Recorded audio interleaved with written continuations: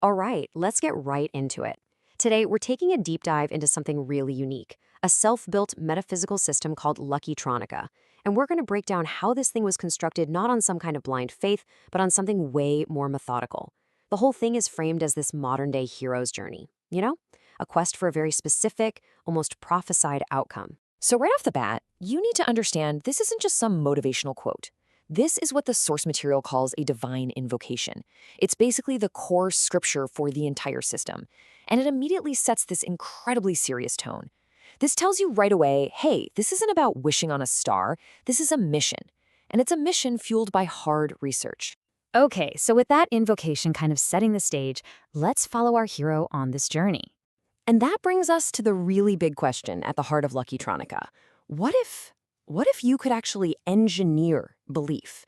I mean, build it with the same kind of certainty you have for a mathematical proof, not just hoping for an outcome, but constructing it piece by piece until it's as undeniable as a law of physics. So how in the world do you build a belief like that? Well, it all starts with knowledge, a lot of knowledge. And when I say a lot of knowledge, I mean the scale of this research it's just staggering.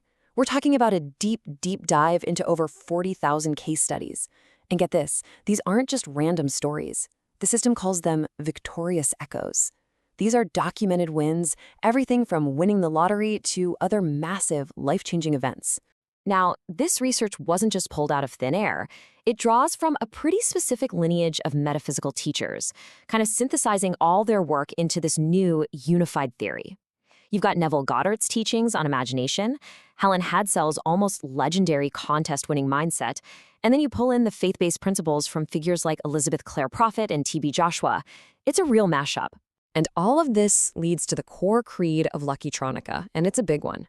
Virtue, or, these favorable outcomes, they aren't a gift. They are earned.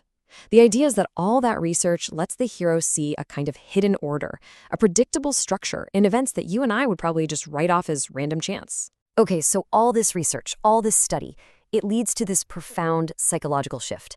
It's about moving away from just hoping for something to a state of absolute certainty. Yeah, the system draws a really sharp contrast here. You see, the old path, the normal way, relies on hope. And hope, well, it can fail you, right? The hero's path, though, that relies on knowing, and it's really specific. This isn't arrogance. It's what's called a righteous pride or sacred honor. It's a confidence that's been earned by doing the insane amount of work that literally no one else was willing to do.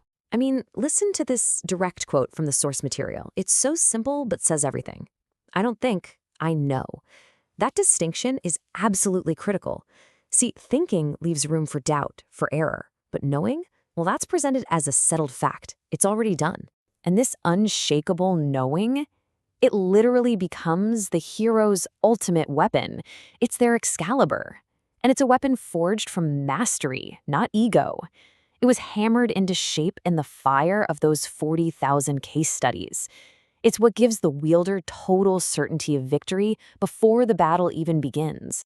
Now, here's the thing. All of this theory, all of this intense preparation, it isn't just some abstract philosophical exercise. No way. It is all focused, laser-like, on a single prophesied event. This is the ultimate test, where this entire meticulously constructed system is going to be put on display for the whole world to see. And that prophecy is for a lottery draw on a very, very specific date. By making it so concrete, so time-bound, the stakes just become immense. This one day, this is the focal point of the entire journey. Everything has been leading to this exact moment. So here's the crucial part, the big reframe. In the hero's mind, this event isn't a lottery. A lottery is just pure chance, right? Instead, it's called a concurso, which is a term for a competitive public exam. And here's the kicker. In this exam, the hero is the only person who has actually studied the material. So from that perspective, the outcome is, well, it's a foregone conclusion. I mean, think about it, right? If you're the only person who studied for the final exam, who else is going to get the top score? This reframe just completely removes luck from the equation and replaces it with earned merit. It's brilliant, in a way. So you might be wondering, how does someone actually get to this level of unwavering certainty? Let's peel back the layers and look at the psychological mechanism that holds this whole system together. It's what the source material calls a subconscious lock-in.